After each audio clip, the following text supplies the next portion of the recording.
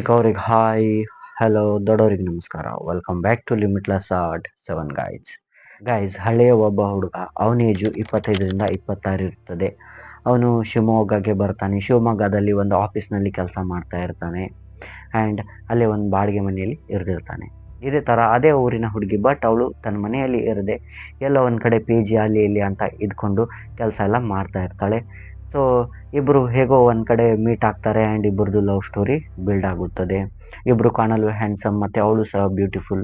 ಹೀಗೆ ರಿಲೇಷನ್ಶಿಪ್ ಒಂದು ಡೀಪ್ ಲೆವೆಲ್ಗೆ ಹೋದಾಗ ಅದರ ಪರಿಣಾಮ ಸ್ವರೂಪ ಏನಾಗುತ್ತದೆ ಅಂದರೆ ಹುಡುಗಿ ಪ್ರೆಗ್ನೆಂಟ್ ಆಗಿಬಿಡ್ತಾಳೆ. ಆ್ಯಂಡ್ ಇಲ್ಲಿ ಇಬ್ಬರು ತುಂಬಾ ಬೇಜಾರು ಮತ್ತು ಡಿಸ್ಟರ್ಬ್ ಎಲ್ಲ ಆಗಿಬಿಡ್ತಾರೆ. ಏನಿದು, ನಮ್ಮದು ಮ್ಯಾರೇಜ್ ಆಗಿಲ್ಲ, ಏನಿಲ್ಲ, ಪ್ರೆಗ್ನೆಂಟ್ ಆದರೆ ಹೇಗೆ, ಏನು ಮಾಡೋದು ಅಂತ ಹುಡುಗ ಏನು ಮಾಡ್ತಾನೆ ಅಂದರೆ ಪಪ್ಪಾಯಿ ಹಣ್ಣು ಮತ್ತು ಬಿಳೆ ಎಳ್ಳು ಏನೇನೋ ತಿನ್ನಿಸ್ತಾನೆ. ಬಟ್ ವರ್ಕೌಟ್ ಏನೂ ಆಗೋದಿಲ್ಲ. ಆವಾಗ ಅವನು ಮೆಡಿಕಲ್ಗೆ ಹೋಗಿ ಟ್ಯಾಬ್ಲೆಟ್ಸ್ ತರಬೇಕಂದ್ರೆ ಡಾಕ್ಟ್ರದ್ದು ಪರ್ಮಿಷನ್ ಬೇಕು, ಏನೋ ಒಂದು ಸೈನು ಮತ್ತು ಅವರೇನೋ ಬರೆದಿರ್ತಾರಂತೆ ಗಾಯ್ಸ್. ಅದೇನು ಡಿಸ್ಕ್ರಿಪ್ಷನ್ ಇಲ್ಲ ಅಂದರೆ ಕೊಡೋದಿಲ್ಲ ಅಂತೆ. ಪ್ರಿಸ್ಕ್ರಿಪ್ಷನ್ ಇಲ್ಲ ಅಂದರೆ ಕೊಡೋದಿಲ್ಲ ಅಂತೆ. ಸೊ ಹುಡುಗ ಒಂಥರ ಟೆನ್ಷನ್ನಲ್ಲಿ ಬಿದ್ದಿರ್ತಾನೆ. ಆ್ಯಂಡ್ ಇಬ್ಬರು ಒಂದು ಕಡೆ ಕೂತ್ಕೊಂಡು ಡಿಸ್ಕಸ್ ಮಾಡ್ತಾರೆ ಏನು ಮಾಡೋದು ಅಂತ. ಮತ್ತು ಇವರು ಒಂದು ಡಿಸಿಷನ್ಗೆ ಬರ್ತಾರೆ, ಏನಂದರೆ ತಮ್ಮ ತಮ್ಮ ಫ್ಯಾಮಿಲಿಗಳಿಗೆ ಹೇಳಿಬಿಡೋದು. ಆ್ಯಂಡ್ ಆವಾಗ ಹುಡುಗ ಅಂತಾನೆ, ಏನಿಲ್ಲ, ನಿಮ್ಮ ತಂದೆ ತಾಯಿ ಒಪ್ಪಿದರೆ ಮುಗೀತು, ನಮ್ಮ ತಂದೆ ತಾಯಿನೂ ಒಪ್ತಾರೆ, ಸೊ ನಡಿ ನಿಮ್ಮ ಮನೆಗೆ ಹೋಗೋಣ ಅಂತ ಅಂದಾಗ ಹುಡುಗಿ ಅಂತಾಳೆ ಓಕೆ ಡನ್ ಅಂತ ಹುಡುಗಿ ತನ್ನ ಮನೆಗೆ ಕರ್ಕೊಂಡು ಹೋಗ್ತಾಳೆ. ಬಟ್ ಅಲ್ಲಿ ಹೋದ ತಕ್ಷಣ ಆ ಹುಡುಗಿ ಏನು ಮಾಡ್ತಾಳೆ ಅಂದರೆ, ನೋಡು, ನಾನು ಒಳಗಡೆ ಬರೋದಿಲ್ಲ, ನಾನು ಹೊರಗಡೆನೇ ಇಲ್ಲೇ ಬೆಂಚ್ ಮೇಲೆ ಕೂತ್ಕೊಂಡಿರ್ತೀನಿ, ನೀನು ಹೋಗಿ ನನ್ನ ತಂದೆ ತಾಯಿ ಜೊತೆ ಮಾತಾಡು, ಯಾಕಂದರೆ ನನಗೆ ತುಂಬ ಭಯ ಆಗ್ತಾ ಇದೆ. ಅವರೇನಾದರೂ ರಿಜೆಕ್ಟ್ ಮಾಡಿಬಿಟ್ರೆ, ನನಗೆ ಹೊಡೆದು ಬಿಟ್ಟರೆ, ಆ್ಯಂಡ್ ಅವರು ಫೇಸ್ ಟು ಫೇಸ್ ನನಗೆ ನಿಂತು ಮಾತಾಡೋಕೆ ಆಗೋದಿಲ್ಲ, ಯಾಕಂದರೆ ನಾನು ಪ್ರೆಗ್ನೆಂಟ್ ಆಗಿದ್ದೀನಲ್ಲ. ಸೊ ಇನ್ನೊಂದೇನೆಂದರೆ, ನಾನು ಒಂದು ಕಡೆ ಬೇಡ್ಕೊಂಡಿದ್ದೀನಿ, ದೇವಸ್ಥಾನಕ್ಕೆ ಬರ್ತಿದ್ದೀನಿ ಅಂತ, ಅಕಸ್ಮಾತ್ ಏನಾದರೂ ಎಲ್ಲ ಸರಿ ಆದರೆ ಅಂತ ಹರಕೆಯನ್ನು ಹೊತ್ಕೊಂಡಿದ್ದೀನಿ. ಸೊ ನೀನು ಒಳಗಡೆ ಹೋಗಿ ಬೇಗ ಬಾ, ಏನೇ ಇರಲಿ ನಾವು ಇಲ್ಲಿಂದ ಹೋಗೋಣ ಅಂತ ಹುಡುಗಿ ಹೇಳ್ತಾಳೆ. ಹೇಳಿದ ತಕ್ಷಣ ಹುಡುಗ ಆಯಿತು ಅಂತ ಒಂಥರ ಗಾಬರಿ ಮತ್ತು ಏನೋ ಒಂಥರ ಕ್ವಶನ್, ಡಿಸ್ಟರ್ಬೆನ್ಸ್, ಹೇಗೆ ಫಸ್ಟ್ ಇಂಟ್ರಾಕ್ಷನ್ ಮಾಡೋದು ಅವ್ರ ಜೊತೆ, ತಂದೆ ತಾಯಿ ಜೊತೆ ಅಂತ ಇವನು ಒಂದು ಬೆಸ್ಟ್ ಇದು ಕೊಡಬೇಕಲ್ಲ ಗೈಸ್, ಪ್ರೆಸೆಂಟೇಷನ್ ಟೈಪ್ ತಂದೆ ತಾಯಿ ಮುಂದೆ. ಸೊ ಇವನು ಒಳಗಡೆ ಹೋಗ್ತಾನೆ. ಒಳಗಡೆ ಹೋಗಿ ಜಂಟಲ್ಲಿ ನಿಂತ್ಕೊಂಡ್ರೆ ಎದುರುಗಡೆನೇ ಒಂದು ಸೋಫಾ ಇದೆ. ಆ ಸೋಫಾ ಮೇಲೆ ಇವರ ತಂದೆ ತಾಯಿ ಇಬ್ಬರು ಕೂತಿರ್ತಾರೆ. ಆ್ಯಂಡ್ ಹುಡುಗ ಅಂತಾನೆ, ಹಾಯ್ ಅಂಕಲ್ ಆಂಟಿ ನಮಸ್ಕಾರ ಅಂತ ಅಂದಾಗ ಹುಡುಗಿ ತಂದೆ, ನಮಸ್ಕಾರ ಅಪ್ಪ, ಬಟ್ ನೀವು ಯಾರಂತ ನನಗೆ ಗೊತ್ತಾಗಲಿಲ್ಲ, ನಿಮ್ಮ ಪರಿಚಯ ಹೇಳ್ಬೋದಾ ಅಂತ ಅಂದಾಗ ಹುಡುಗ ಅಂತಾನೆ, ಹೀಗೆ ನಾನು ನಿಮ್ಮ ಹುಡುಗಿಯ ಬಾಯ್ ಫ್ರೆಂಡ್ ಅಂತ ಅಂದ್ಕೂಡಲೇ ಅತ್ತ ಕಡೆಯಿಂದ ಅವ್ರ ತಂದೆ ಅಂತಾರೆ, ಓ ನೀನು ನಮ್ಮ ಹುಡುಗಿಯ ಬಾಯ್ ಫ್ರೆಂಡ್ ಆ್ಯಂಡ್ ನಮ್ಮ ಹುಡುಗಿ ಪ್ರೆಗ್ನೆಂಟ್ ಆಗಿದ್ದಾಳೆ, ನೀವಿಬ್ಬರು ತುಂಬ ಲವ್ ಮಾಡ್ತಾ ಇದ್ದೀರಿ, ಸೊ ಇಬ್ಬರು ಮದುವೆ ಮಾಡ್ಕೋಬೇಕು ಅಂದ್ಕೊಂಡಿದ್ದೀರಿ, ಇದನ್ನೇ ತಾನೇ ನೀನು ನನಗೆ ಹೇಳೋಕೆ ಬಂದಿರೋದು ಅಂತ ಅಂದಾಗ ಹುಡುಗ ಏಕ್ದಮ್ ಶಾಕ್. ಅಲ್ಲ, ಇವರಿಗೆ ಎಲ್ಲ ಮೊದಲು ಹೇಗೆ ಗೊತ್ತಾಯ್ತಿದ್ದು, ನಾನೇನು ಹೇಳಿಲ್ಲ, ನನ್ನ ಮನಸ್ಸಿನ ಮಾತು ಹೇಗೆ ಗೊತ್ತಾಯಿತು, ಇವರು ಮನುಷ್ಯರೋ ಏನು ಅಂತ ಹೀಗೆ 108 ವಿಚಾರ ಮಾಡ್ತಾ ಸುಮ್ಮನೆ ನಿಂತ್ಕೊಂಡ್ಬಿಡ್ತಾನೆ, ಏನು ಮಾಡೋದು ಮುಂದೆ ಅಂತ.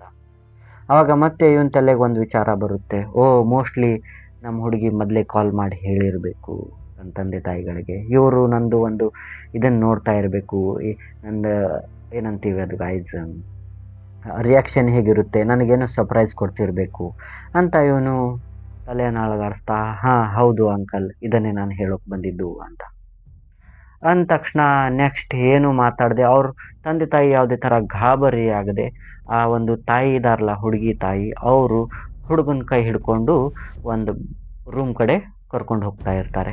ಆವಾಗ ಹುಡುಗನಿಗೆ ಗಾಬರಿ ಆಗಿಬಿಡೋಕೆ ಸ್ಟಾರ್ಟ್ ಆಗುತ್ತೆ, ಏನಿದು ಈ ಥರ ಕೈ ಹಿಡ್ಕೊಂಡು ಹೋಗ್ತಾ ಇದ್ದಾರಲ್ಲ, ಒಳಗಡೆ ಹೋಗಿ ಕಟ್ ಹಾಕಿಬಿಟ್ರೆ, ಹೊಡೆದ್ಬಿಟ್ರೆ, ಏನಾದರೂ ಮಾಡಿದರೆ ಏನು ಮಾಡೋದು ಅಂತ ತುಂಬ ಗಲಿಬಿಲಿಯಲ್ಲಿ ಅವನು ಕೈ ಜಾಡಿಸ್ಕೊಂಡು ನಿಂತ್ಕೊಂಡ್ಬಿಡ್ತಾನೆ.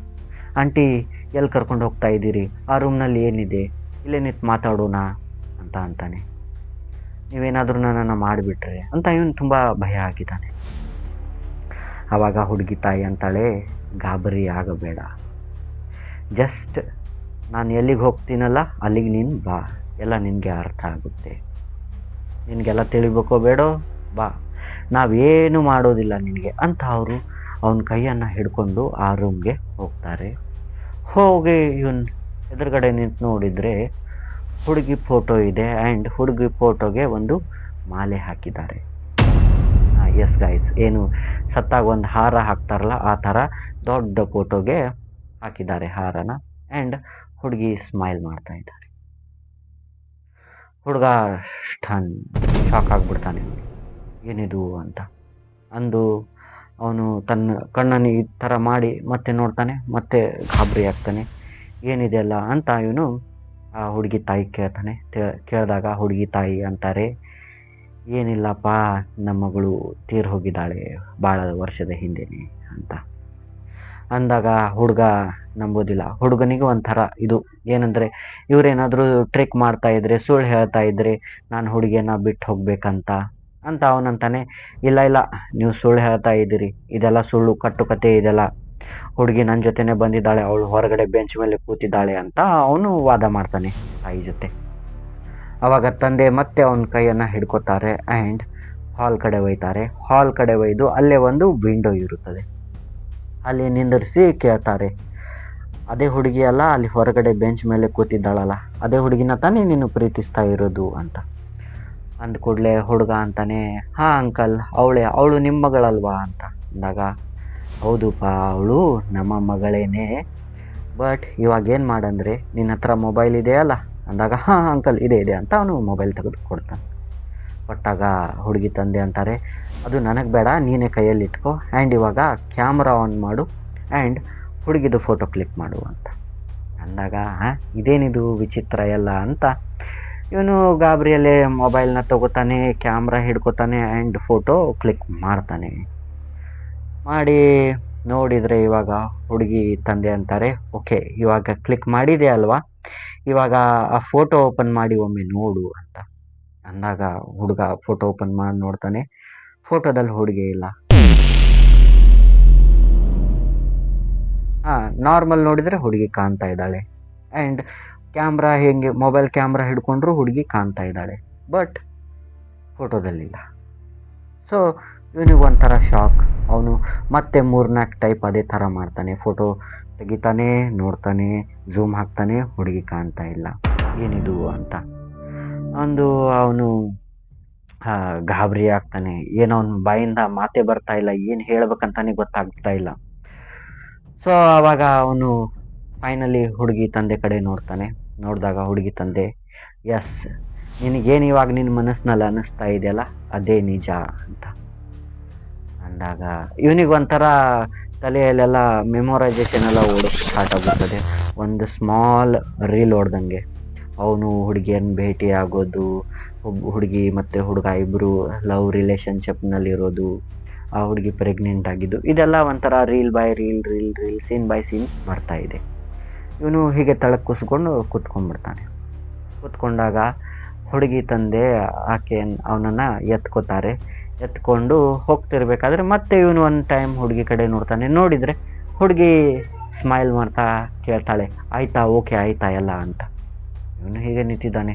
ನಿಂತ್ಕೊಂಡು ಇವಾಗ ಮತ್ತೆ ಇವ್ರ ತಂದೆ ತಾಯಿ ಸೋಫಾ ಮೇಲೆ ಇವನನ್ನು ಕೂರಿಸಿ, ಅಂಕಲ್ ಇದೆಲ್ಲ ಏನು, ನನಗೊಂದು ಅರ್ಥ ಆಗ್ತಾ ಇಲ್ಲ ಅಂತ. ಆ್ಯಂಡ್ ಅವನಂತಾನೆ, ನನ್ನನ್ನು ಬಿಟ್ಟುಬಿಡಿ, ನಾನು ಹೋಗಿ ಹುಡುಗಿ ಜೊತೆ ಮಾತಾಡ್ತೀನಿ ಅಂತ ಅವನು ಹೊರಗಡೆ ಓಡಲು ಸ್ಟಾರ್ಟ್ ಮಾಡ್ತಾನೆ. ಆವಾಗ ಹುಡುಗಿ ತಾಯಿ ಬಂದು ಅವನನ್ನು ಹಿಡಿದು ಸೋಫಾ ಮೇಲೆ ಜಬರ್ದಸ್ತಿ ಕುಂದಿರ್ಸ್ತಾರೆ ಗೈಸ್. ಕುಂದಿರ್ಸಿ ಅವ್ರಂತಾರೆ, ಬೇಡ ಬೇಡ, ನೀನೇನಾದರೂ ಇವಾಗ ಇಲ್ಲಿಂದ ಹೊರಗೆ ಕಾಲಿಟ್ರೆ ನಿನ್ನ ಜೀವ ಮುಗೀತು, ಇಲ್ಲೇ ಹೋಗಿಬಿಡುತ್ತೆ, ಅವಳು ನಿನ್ನನ್ನು ಸಾಯಿಸ್ಬಿಡ್ತಾಳೆ ಅಂತ ಅಂದಾಗ, ಅಂಕಲ್ ಆಂಟಿ ಏನು ಹೇಳ್ತಾ ಇದ್ದೀರಿ, ನನಗೊಂದು ತಲೆಗೆ ಹೋಗ್ತಾ ಇಲ್ಲ, ಏನು ನೀಟಾಗಿ ಕರೆಕ್ಟ್ ಬಿಡಿಸಿ ಹೇಳಿ ಅಂತ ಅಂದಾಗ ಹುಡುಗಿ ತಂದೆ ಅಂತಾರೆ, ಏನಿಲ್ಲ, 5-6 ವರ್ಷಗಳ ಹಿಂದೆ ಹೀಗೆ ನಮ್ಮ ಮಗಳು ಮತ್ತು ಒಬ್ಬ ಹುಡುಗ, ಅವನು ಕಾಣಲು ತುಂಬ ಹ್ಯಾಂಡ್ಸಮ್ ಇದ್ದ, ಇಬ್ಬರು ಲವ್ ಮಾಡ್ತಾಯಿದ್ರು. ಲವ್ ಮಾಡ್ತಾ ಏನಂದರೆ ಇವ್ರದ್ದು ಒಂದು ಪಾರ್ಟಿ ಇದಂತ ಹೋಗಿರ್ತಾರಲ್ಲ, ಅಲ್ಲಿ ಡ್ರಿಂಕ್ನಲ್ಲಿ ಏನೋ ಮಿಕ್ಸ್ ಮಾಡಿ ಕೊಟ್ಬಿಟ್ಟಿದ್ದಾರೆ. ಸೊ ಇಬ್ಬರ ನಡುವೆ ಒಂದು ಅನ್ವಾಂಟೆಡ್ ರಿಲೇಷನ್ಶಿಪ್ ಆಗಿ ಅವಳು ಪ್ರೆಗ್ನೆಂಟ್ ಆಗ್ತಾಳೆ. ಆ್ಯಂಡ್ ಇಬ್ಬರು ಲವರ್ಸ್ ಇರೋದ್ರಿಂದ ಏನಾಗುತ್ತದೆ ಅಂದರೆ ಅವರು ಮನೆಗೆ ಹೇಳೋಕ್ಕಂತ ಬರ್ತಿರ್ತಾರೆ. ಆ್ಯಂಡ್ ಅವಾಗ ಏನಂದರೆ ಹುಡುಗಿ ಇದೇ ಥರ ಇವತ್ತು ಹೇಗೆ ನಿನ್ನ ಜೊತೆ ಬಂದು ಹೊರಗಡೆ ನಿಂತ್ಕೊಂಡಿದ್ದಾಳಲ್ಲ, ಅದೇ ಥರ ಅವತ್ತು ನಮ್ಮ ಹುಡುಗಿ ಹೊರಗಡೆ ನಿಂತ್ಕೊಂಡಿದ್ಲು. ಯಾಕಂದರೆ ಅವಳು ದೇವರಿಗೆ ಹರಕೆಯನ್ನು ಕಟ್ಕೊಂಡಿದ್ಲು. ಅಕಸ್ಮಾತ್ ನಮ್ಮ ತಂದೆ ತಾಯಿ ಒಪ್ಕೊಂಡ್ರೆ ನಾನು ಫಸ್ಟ್ ದೇವಸ್ಥಾನಕ್ಕೆ ಬರ್ತೀನಿ, ಆಮೇಲೆ ನನ್ನ ಮನೆಗೆ ಬಂದು ಕಾಲಿಟ್ಟು ತಂದೆ ತಾಯಿ ಆಶೀರ್ವಾದ ತಗೋತೀನಿ ಅಂತ. ಸೊ ಹುಡುಗ ಬಂದು ನೀನು ಹೇಗೆ ಇವಾಗ ಬಂದಿದೆಯಲ್ಲ ಅದೇ ಥರ ಹುಡುಗ ಒಳಗೆ ಹೇಳ್ತಾ ಇದ್ದ. ಮತ್ತು ನಾವು ಸ್ವಲ್ಪ ಹುಡುಗನ ಬಗ್ಗೆ ಮತ್ತು ಹುಡುಗಿ ಬಗ್ಗೆ ಎಲ್ಲ ಇದು ಮಾಡಿದ್ವಿ, ನ್ಯೂಸ್ ಎಲ್ಲ ತಕ್ಕೊಂಡಿದ್ವಿ.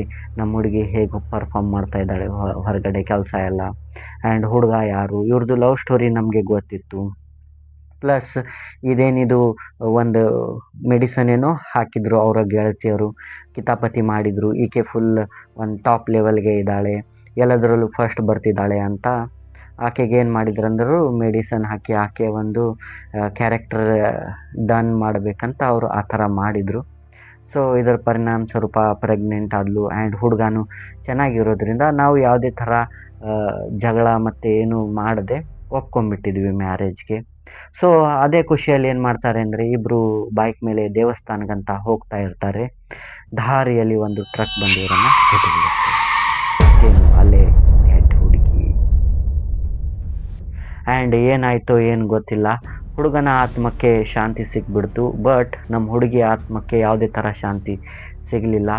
ಅವಳು ದೆವ್ವ ಆಗಿ ಹೀಗೆ ಅಡ್ಡಾಡ್ತಾ ಇದ್ದಾಳೆ. ಆ್ಯಂಡ್ ಎವ್ರಿ ಇಯರ್ ಈ ದಿನ ಬಂದಾಗ ಯಾವುದೋ ಒಂದು ಹುಡುಗನ್ನ ಕರ್ಕೊಂಬರ್ತಾಳೆ. ಹೀಗೆ ಅವನು ಬಂದು ಒಳಗಡೆ ಪರ್ಮಿಷನ್ ಕೇಳ್ತಾನೆ. ಆಮೇಲೆ ಪರ್ಮಿಷನ್ ಕೇಳಿದ ತಕ್ಷಣವೇ ಅವನು ಹೊರಗಡೆ ಅವಳು ದೇವಸ್ಥಾನಕ್ಕಂತ ಕರ್ಕೊಂಡು ಹೋಗ್ತಾಳಲ್ಲ, ಆಕೆಗೆ ಗೊತ್ತೇ ಇರೋದಿಲ್ಲ ಅವಳು ಸತ್ತಿದ್ದಾಳಂತ. ಸೊ ಯಾವ ಟೈಮಿಗೆ ಅವಳು ಡೆಡ್ ಆಗಿದ್ಲಲ್ಲ ಅದೇ ಟೈಮಿಗೆ ಆಕೆಗೆ ಅರ್ಥ ಆಗುತ್ತದೆ ನಾನು ಸತ್ತಿದ್ದೀನಿ ಅಂತ. ಆ್ಯಂಡ್ ಆಮೇಲೆ ಆ ಹುಡುಗ ಸತ್ತಿರೋದಿಲ್ಲಲ್ಲ, ಅಲ್ಲೇ ನಿಂತ್ಕೊಂಡಿರ್ತಾನೆ. ಸೊ ಆಕೆಗೆ ಅನಿಸುತ್ತದೆ ನಾನು ಸತ್ತಿದ್ದೀನಿ ಅಂದರೆ ಇವನು ನನ್ನ ಜೊತೆ ಸತ್ತು ನಾವಿಬ್ಬರು ಒಂದೇ ಕಡೆ ಇರಬೇಕಂತ ಅವಳು ಅವನನ್ನು ಸಾಯಿಸಿಬಿಡ್ತಿರ್ತಾಳೆ. ಇದೇ ಥರ ಆಗ್ತಾ ಇರುತ್ತೆ ಪ್ರತಿ ವರ್ಷ. ಸೊ ಇವಾಗ ನೀನು ಬಂದಿದ್ದೀಯಾ, ನೀನು ನೋಡು ಇವಾಗ ಏನು ಮಾಡ್ತೀಯಾ. ಆಕೆಗೆ ಗೊತ್ತೇ ಇಲ್ಲ ನೀನು ಆಕೆಯ ಹೊಸ ಬಾಯ್ ಫ್ರೆಂಡ್ ಥರ ಆಗಿದೆಯಾ ಅಂತ. ಅವಳು ಅವನನ್ನೇ ತಿಳ್ಕೊಂಡ್ಬಿಟ್ಟಿದ್ದಾಳೆ. ನೀನು ಹೊರಗಡೆ ಹೋದರೆ ನಿನ್ನ ಜೀವ ಖತಮ್ ಅಂತ ಅಂದಾಗ ಹುಡುಗ ಅಂತಾನೆ ಮತ್ತೇನು ಮಾಡೋದು ಅಂಕಲ್ ಆಂಟಿ ಅಂದಾಗ ಹುಡುಗಿ ತಂದೆ ಅಂತಾರೆ ಏನಿಲ್ಲ, ಜಸ್ಟ್ ಇಲ್ಲೇ ಕೂತ್ಕೋ, ನಾವು ನಮ್ಮ ಹುಡುಗಿದು ಆತ್ಮಕ್ಕೆ ಶಾಂತಿ ಸಿಗಲಿ ಅಂತ ಪೂಜೆ ಪುನಸ್ಕಾರಗಳನ್ನೆಲ್ಲ ಮಾಡಿದ್ವಿ. ಆ್ಯಂಡ್ ಅವಳು ಸತ್ತಿದ್ದಾಳಂತ ಅವಳಿಗೆ ಗೊತ್ತಿಲ್ಲ. ಸೊ ಅವಳು ಯಾವುದೇ ಕಾರಣಕ್ಕೂ ಒಳಗಡೆ ಬರೋದಿಲ್ಲ. ಯಾಕಂದರೆ ನೀನಿನ್ನೂ ಪರ್ಮಿಷನ್ ತೊಗೋತಾ ಇದೆಯಲ್ಲ, ಆಕೆಗೆ ಅದೇ ಅನಿಸುತ್ತೆ ಒಳಗಡೆ ಏನೋ ಕ್ಲ್ಯಾಶ್ ಅಥವಾ ಏನೋ ಆಗಿಬಿಟ್ರೆ ಅಂತ. ಅವಳು ಭಯದಲ್ಲಿನೇ ನಿಂತ್ಕೊಂಡಿರ್ತಾಳೆ. ಆ್ಯಂಡ್ ಇನ್ನೊಂದು ಏನಂದರೆ ಇಂಥ ಘಟನೆಗಳು ಹೆಚ್ಚಿಗೆ ಆದಾಗಿನ ಸುಟ್ಟು ನಾವು ನಮ್ಮ ಮನೆಗೆ ಒಂದು ದಿಗ್ಬಂಧನವನ್ನು ಹಾಕ್ಸಿದ್ದೀವಿ, ಪೂಜೆ ಎಲ್ಲ ಆಗಿದೆ. ಸೊ ನೀನು ಇಲ್ಲಿ ಸೇಫ್ ಆಗಿದೆಯಾ, ಕೂತ್ಕೋ ಅಂತ.